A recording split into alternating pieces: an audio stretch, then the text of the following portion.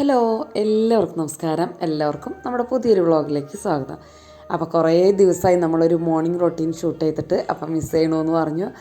അപ്പോൾ അങ്ങനെ കുറേ ദിവസമായിട്ടാണ് എന്താ പറയുക, എനിക്കും അതൊരു റെസ്റ്റ് തന്നെയായിരുന്നു. രാവിലെ തന്നെ എഴുന്നേറ്റ് ക്യാമറ എടുത്ത് പോകുമ്പോൾ നമുക്ക് ജോലികൾ ചെയ്യാൻ നമുക്ക് അത്ര ബുദ്ധിമുട്ടില്ല, പക്ഷേ ഷൂട്ട് ചെയ്തെടുക്കാൻ ഇത്തിരി ബുദ്ധിമുട്ടാണ്. അപ്പോൾ അതുകൊണ്ടാണ്. അപ്പോൾ ഇപ്പോൾ കുറച്ച് ദിവസം എനിക്ക് ആ റെസ്റ്റ് എടുത്തപ്പോൾ എൻ്റെ ക്ഷീണം മാറി. അങ്ങനെ രാവിലെ ഇന്ന് ശ്രീകുട്ടനൊക്കെ എക്സാം ഉള്ളൊരു ദിവസമാണ്. ഇന്ന് 5:30 തന്നെ എഴുന്നേൽക്കണം കേട്ടോ. പക്ഷെ അവർക്ക് കൃത്യസമയത്ത് തന്നെ പോകണ്ടേ. ശ്രീകുട്ടൻ നേരത്തെ പോവും, എക്സാം ആകുമ്പോൾ കുറച്ചും കൂടെ നേരത്തെ പോവും. അപ്പോൾ അത് രാവിലെ തന്നെ എഴുന്നേറ്റ് നമ്മുടെ പൂച്ച ബഹളം അടിച്ചിട്ട്, ഞാൻ പറയില്ലേ കുഞ്ഞുങ്ങളകത്ത് കൊണ്ട് വെച്ചിട്ടുണ്ട്. 5 മണിയാകുമ്പോഴേക്കും വാതിൽ തട്ടി അവൾ കുഞ്ഞുങ്ങളുടെ അടുത്തേക്ക് പോയി അവൾക്ക് തിന്നാൻ കിട്ടണം. അപ്പോൾ ചോറ് ഉണ്ടായിരുന്നില്ല തലേദിവസത്തെ. അപ്പം ഞാൻ ഒരു ഗോതമ്പ് ദോശ ഇരിക്കുന്നുണ്ടായിരുന്നു, അത് ഇഷ്ടമാണ്. അപ്പോൾ അത് കൊടുത്തു. അപ്പോഴേക്കും ചേട്ടൻ്റെ ചോറെടുത്ത് വാർക്കാനുള്ള പരിപാടി നോക്കുന്നുണ്ട് കേട്ടോ. അപ്പോൾ അത് അപ്പം ഞാൻ വേഗം ചായ വയ്ക്കാൻ നോക്കി. അപ്പോഴേക്കും ഓരോന്നോരോന്നായി വരുമ്പോഴേക്കും നമുക്ക് അടുത്തത് ചെയ്യാമല്ലോ എന്ന് വിചാരിച്ചിട്ടാണ്. അപ്പോൾ എല്ലാതും സെറ്റാക്കി വെച്ചിട്ടുണ്ട് കേട്ടോ തലേദിവസം തന്നെ. പിന്നെ ശ്രീകുട്ടന് എക്സാമിന് പോകുമ്പോൾ ചോറ് തന്നെയാണ് ഇഷ്ടം. ആദിത്യനാണെങ്കിൽ എക്സാം ദിവസം എന്തായാലും പലഹാരം കിട്ടണമെന്ന് നിർബന്ധമാണ്. അപ്പോൾ അത് കാരണം ഇന്ന് ശ്രീകുട്ടന് മാത്രമേ എക്സാമുള്ളൂ, ആദിത്യനില്ല. ഇനി അങ്ങോട്ട് എന്നും എക്സാമൊക്കെ തന്നെയാണ് കേട്ടോ. ഏറെക്കുറെ ദിവസങ്ങളിൽ മക്കൾക്ക് എക്സാം ആകുമ്പോൾ അമ്മമാർക്ക് സാധാരണ ഇത്തിരി പണി കൂടും. എന്നെ സംബന്ധിച്ച് എനിക്ക് അത്ര വലിയ പ്രശ്നങ്ങളൊന്നുമില്ല. അവർ പഠിച്ചോളും, അങ്ങനെ പഠിക്കുക എന്നൊന്നും പറഞ്ഞ് പിന്നെ നടക്കേണ്ട ആവശ്യമൊന്നുമില്ല. പിന്നെ അവർ പഠിക്കാണ്ട് നടക്കണുണ്ടാൽ ഞാൻ ചോദിക്കും, ഇന്ന് പഠിച്ചില്ലേ ചോദിക്കുമ്പോൾ ഒക്കെ അവർ പറയും, ഇത്ര നേരം പഠിക്കായിരുന്നു അമ്മ, എന്താ ഇത്ര നേരം വരാഞ്ഞെന്നൊക്കെ ചോദിക്കും. അപ്പോൾ അങ്ങനെ അതൊന്നും എനിക്ക് ബുദ്ധിമുട്ടില്ല. പക്ഷേ ഫുഡ് നേരത്തിനാക്കി കൊടുക്കണമല്ലോ. അവർ പോകണ നേരം ആകുമ്പോഴേക്കും കൃത്യമായിട്ട് തിക്കും തിരക്കടിച്ച്, അല്ലെങ്കിൽ അവർ കഴിക്കാൻ വരുമ്പോൾ ഒന്ന് തിളയ്ക്കട്ടെ എന്നൊന്നും പറയാൻ നിൽക്കാണ്ട് അവർ വരുമ്പോഴേക്കും അങ്ങോട്ട് ആക്കി കൊടുക്കണം. അപ്പോൾ അത് കാരണം കൊണ്ട് ഞാൻ 5:30 എഴുന്നേറ്റ്. പിന്നെ ഇന്ന് ഷൂട്ടിംഗ് ഉണ്ടല്ലോ, 6 മണി കഴിഞ്ഞിട്ട് എഴുന്നേറ്റ ഷൂട്ടിങ്ങിനും ബുദ്ധിമുട്ട് തന്നെയാണ്. അപ്പോൾ സ്റ്റീലിൻ്റെ ചട്ടിയാണ് കേട്ടോ എടുത്തത്. ചെമ്മീനും മാങ്ങയും മുരിങ്ങയ്ക്ക് കൂടിയിട്ടുള്ള ഒരു ഒഴിച്ചുകറിയാണ് വിചാരിക്കുന്നത്. എല്ലാതും സെറ്റാക്കി വെച്ചിട്ടുണ്ട്. അപ്പോൾ പാത്രമൊക്കെ എടുത്ത് വന്നപ്പോഴേക്കും നമ്മുടെ ചായ തിളച്ചിട്ടില്ല. അപ്പോഴേക്കും ഞാൻ വിചാരിച്ചു പഞ്ചസാര ഇട്ട് വെച്ചിട്ടുണ്ടെങ്കിൽ എനിക്ക് തിളയ്ക്കുമ്പോൾ അങ്ങനെ തന്നെ പെട്ടെന്ന് തന്നെ ചായയിലിട്ടിട്ട് ഓഫ് ചെയ്യാൻ പറ്റുമല്ലോ. പിന്നെ ഈ പഞ്ചസാര ഇട്ട് ഇളക്കൊന്നും വേണ്ട. ഇന്ന് പാൽ ചായയല്ല, കട്ടൻ ചായയാണ്. അപ്പോൾ ചില ദിവസമൊക്കെ വ്യത്യാസപ്പെട്ടൊക്കെ വരും കേട്ടോ. അപ്പോൾ അത് ആ കറിവേപ്പിലയും മാങ്ങയും ഇഞ്ചിയും പച്ചമുളകും മുരിങ്ങയ്ക്കും ഒക്കെ കഴുകി അരിഞ്ഞ് ഒരു ബോക്സിലാക്കി വെച്ചിട്ടുണ്ട്. അപ്പോൾ അത് ചട്ടിയിലേക്ക് ഇട്ട് കൊടുത്തു. പാകത്തിനുള്ള ഉപ്പും കൂടി ഇട്ട് കൊടുത്തു. ഇനി ഇതിലേക്ക് ഒരു അരപ്പ് തയ്യാറാക്കണം. അതിന് ഞാൻ ചേട്ടനോട് നാളികേരം ചിരകാൻ പറഞ്ഞിട്ട് അവിടെ ഇരുന്ന് ചിരകുന്നുണ്ട് കേട്ടോ. അപ്പം ഞാൻ ചിരകണ ശബ്ദം ഞാൻ അങ്ങനെ ഇതിൽ ഉൾപ്പെടുത്താറില്ല. പിന്നെ വഴുതനയാണ് ഉപ്പേരി വെക്കേണ്ട, അത് ആദ്യം തീരുമാനിച്ചു. പിന്നെ കുറേ ദിവസമായ വഴുതന അവിടെ ഇരിക്കുന്നത്. പിന്നെ ശ്രീകുട്ടൻ ചാറുകറി അങ്ങനെ കൊണ്ടുപോവില്ല. അത് കാരണം എന്തായാലും ഒരു ഉപ്പേരിയും ഒരു മെഴുക്കുപുരട്ടിയോ തോരനോ എന്തെങ്കിലും വേണം. അപ്പോൾ അത് കാരണം കൊണ്ട് അതും കൂടിയും അരിഞ്ഞു വെച്ചിട്ടുണ്ട്. പിന്നെ നാളികേരം ചെരുകി കിട്ടണമല്ലോ. അപ്പോഴേക്കും ഞാൻ വേഗം മിക്സി എടുത്ത് അതിലേക്ക് മുളക് പൊടിയും മല്ലിപ്പൊടിയും മഞ്ഞൾപ്പൊടിയൊക്കെ ഒന്ന് ഇട്ട് വെക്കുകയാണ്. അപ്പോഴേക്കും നാളികേരം ചെരുകിൽ ഇങ്ങനെ കഴിഞ്ഞു. അപ്പോൾ പിന്നെ വേഗം നാളികേരം കൂടി അതിലിട്ടിട്ട് അരച്ചെടുക്കുകയാണ് കേട്ടോ. ഇത് തേങ്ങാപ്പാലൊന്നും പിഴിഞ്ഞ് വെക്കണ ഒരു കറിയല്ല, നാളികേരം അരച്ച് തന്നെ വെക്കണതാണ്. അപ്പോൾ ശ്രീകുട്ടന് ഈ മുരിങ്ങയ്ക്ക തീയൽ ഭയങ്കര ഇഷ്ടമാണ് കേട്ടോ. അപ്പോൾ ഇന്ന് വൈകുന്നേരം ചോറുണ്ടപ്പോൾ ഈ നല്ല മുരിങ്ങയ്ക്കായിരുന്നു. അമ്മ എന്താ തീയൽ വയ്ക്കാറുന്നതെന്നൊക്കെ ചോദിച്ചു. അതിൻ്റെ ഗ്രേവി അടിപൊളി ടേസ്റ്റാണെന്നൊക്കെ പറഞ്ഞ് അവന് തീയൽ ഭയങ്കര ഇഷ്ടമാണ്. ഉള്ളിത്തീയലായാലും ഉള്ളിത്തീയലും മുരിങ്ങയ്ക്ക മാത്രമേ ഞാൻ വച്ചിട്ടുള്ളൂ. പിന്നെ ഉണക്കച്ചെമ്മീൻ തീയൽ വയ്ക്കുമെന്നൊക്കെ നമ്മുടെ വ്ളോഗിൻ്റെ അടിയിൽ ചോദിച്ചിട്ടുണ്ടായിരുന്നു. ഞാൻ മറന്നുപോയി കേട്ടോ സത്യം പറഞ്ഞാൽ. ഇത്രയും ദിവസം ഇഷ്ടം പോലെ ഉണക്കച്ചെമ്മീൻ ഇവിടെ ഉണ്ടായിരുന്നു. ഇന്ന് പക്ഷേ തീർന്നു പോയി ഇന്നത്തോടുകൂടി. അപ്പോൾ ഇനി അടുത്ത പ്രാവശ്യം കൊണ്ടുപോകാം. ചേട്ടാ എല്ലാ മാസം ഓരോ പാക്കറ്റ് ഒക്കെ വാങ്ങിക്കും. എന്ന് വെച്ചാൽ ചേട്ടൻ്റെ ഷോപ്പിലേക്ക് കൊണ്ടുവരുന്നതാണ് കേട്ടോ, അവിടെ കൊടുക്കുന്നതാണ്. അപ്പോൾ അവർ എല്ലാവരും വാങ്ങിക്കും. അപ്പോൾ ചെമ്മീനൊക്കെ കുറച്ചിരിക്കുക വെച്ചാൽ നമുക്ക് പെട്ടെന്ന് തന്നെ എന്തെങ്കിലുമൊക്കെ തട്ടിക്കൂട്ടിറങ്ങിയാൽ നല്ലതല്ലേ. ഉണക്കമീനും ചെമ്മീനും അങ്ങനത്തെ ഓരോന്നൊക്കെ നമ്മുടെ കയ്യിലുണ്ടെങ്കിൽ പെട്ടെന്ന് തന്നെ നമുക്ക് ചെയ്യാമല്ലോ. മീനൊക്കെ നമുക്ക് വാങ്ങിക്കാൻ പോകണ്ടേ, ഇതാകുമ്പോൾ വീട്ടിൽ സ്റ്റോർ ചെയ്താൽ നല്ലതല്ലേ. അപ്പോൾ അത് കാരണം അങ്ങനെ അത് വാങ്ങിച്ച് വയ്ക്കലുണ്ട്. പിന്നെ നമ്മുടെ ആദിത്യനായാലും ശ്രീകുട്ടനായാലും ചെമ്മീനിലൊക്കെ ഇട്ടിട്ടുണ്ടെങ്കിൽ നല്ല ഇഷ്ടമാണ്, അത് കഴിച്ചോളും. അപ്പോൾ അത് കാരണം അങ്ങനെ വാങ്ങിക്കുന്നുണ്ട്. പിന്നെ ഇത് അരപ്പൊക്കെ അരച്ച് അതും കൂടിയും അതിലൊഴിച്ച് മിക്സ് ചെയ്ത് ആവശ്യത്തിനുള്ള ലൂസാക്കി. ഓവർ ലൂസുള്ളൊരു കറിയല്ല അത്, ഇത്തിരി ഒരു ടൈറ്റ് വേണം കേട്ടോ, എന്നാലാണ് ഈ കറിക്ക് ടേസ്റ്റ്. ഇതൊക്കെ ഞാൻ ഷോർട്ട് വീഡിയോ ഇട്ടിട്ടുണ്ട്, മുന്നും വീഡിയോയിൽ ഇട്ടിട്ടുണ്ട് കേട്ടോ. ഇതങ്ങനെ സ്പെഷ്യൽ റെസിപ്പി ഒന്നും ഞാൻ ആക്കിയിട്ടില്ല.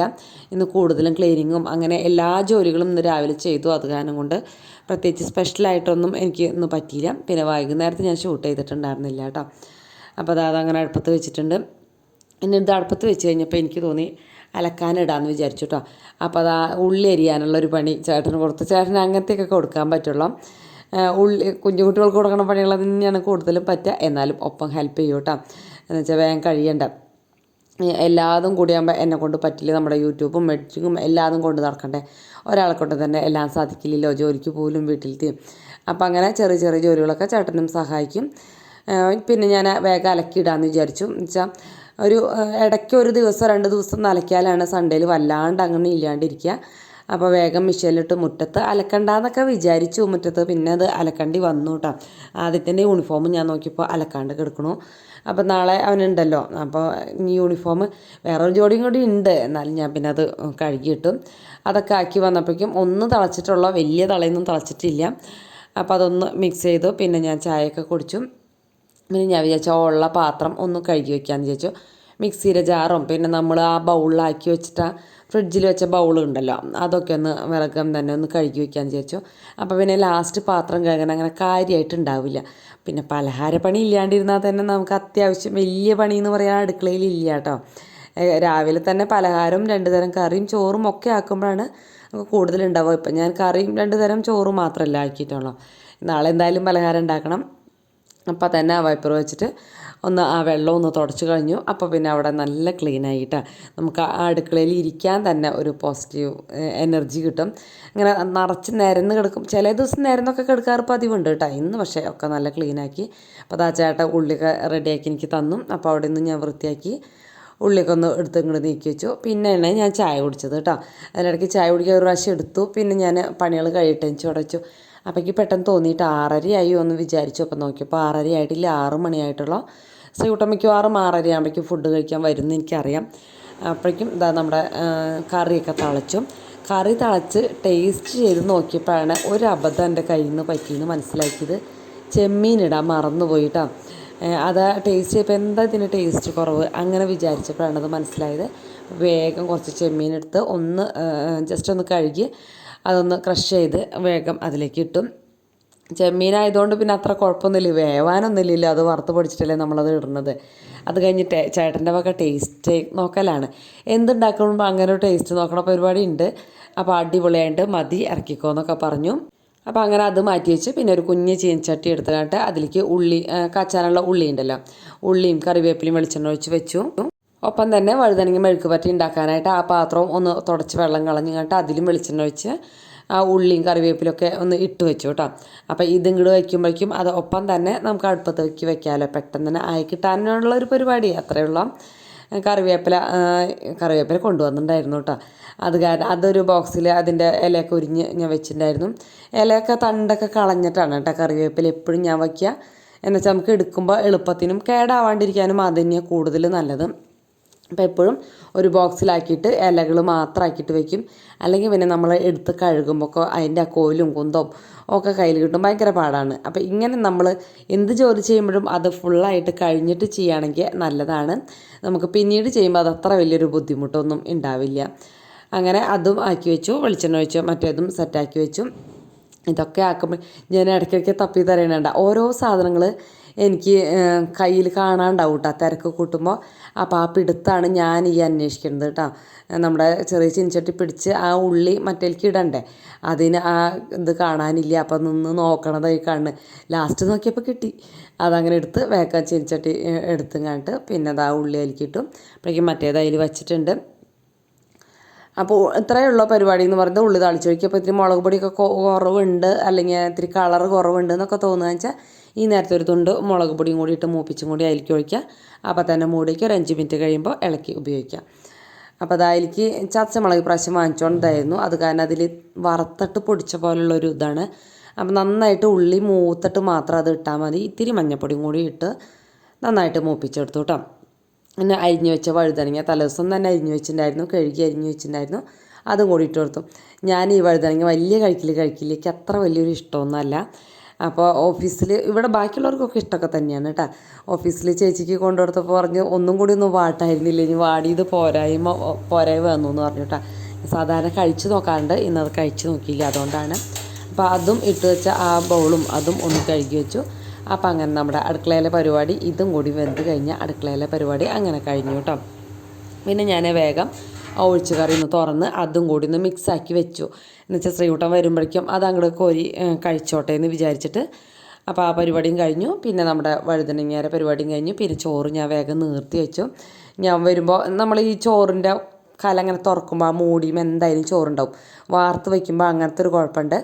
അപ്പോൾ അത് കാരണം അതൊക്കെ ചോറൊക്കെ റെഡിയാക്കി ആക്കി വെച്ചു. ഞാൻ വരുമ്പോൾ അതിൽ ആ കൈപ്പത്തിയും കൂടിയും ഇട്ട് വെച്ചു. പിന്നെ ഞാൻ വിചാരിച്ചു പൂച്ചയ്ക്ക് ചോറ് കൊടുക്കാമെന്ന്. ഇത്ര നേരമായിട്ട് അവർക്ക് കൊടുത്തിട്ടുണ്ടായില്ല. ആദ്യം ഞാൻ എഴുന്നേറ്റപ്പോൾ തന്നെ ഗോതമ്പിൻ്റെ കൊടുത്തു എന്ന് പറഞ്ഞില്ലേ, അത് നമ്മുടെ കണ്ടപ്പം കഴിക്കൊന്നുമില്ല. പക്ഷെ മറ്റ് 2 വെള്ളപ്പൂച്ചകൾ കഴിക്കും കേട്ടോ. അവർക്ക് ഗോതമ്പിൻ്റെ ഐറ്റംസ് നമ്മൾ അടുപ്പത്ത് വയ്ക്കുമ്പോൾ തന്നെ ഭയങ്കര സ്മെല്ലല്ലേ, ഗോതമ്പിൻ്റെ സ്മെല്ല് വരും. അപ്പം തന്നെ അവർ ബഹളം വെച്ച് അങ്ങനെ ദോശയായാലും ചപ്പാത്തി ആയാലും അവരെല്ലാം വാങ്ങിച്ച് കഴിക്കാറുണ്ട് കേട്ടോ. അത് കൊടുത്തു. പിന്നെ ഞാൻ ആ കഞ്ഞി കൊടുത്തിട്ടില്ല, കഞ്ഞിവെള്ളത്തിൻ്റെ അടിയിൽ കുറച്ച് വറ്റുണ്ടാവും. അപ്പോൾ അത് കളയണ്ടെന്ന് വിചാരിച്ചിട്ട് അതും കൂടി വാതിൽ തുറന്നപ്പോൾ എല്ലാവരും കൂടി അകത്ത് കയറിയിട്ടുണ്ട് കേട്ടോ.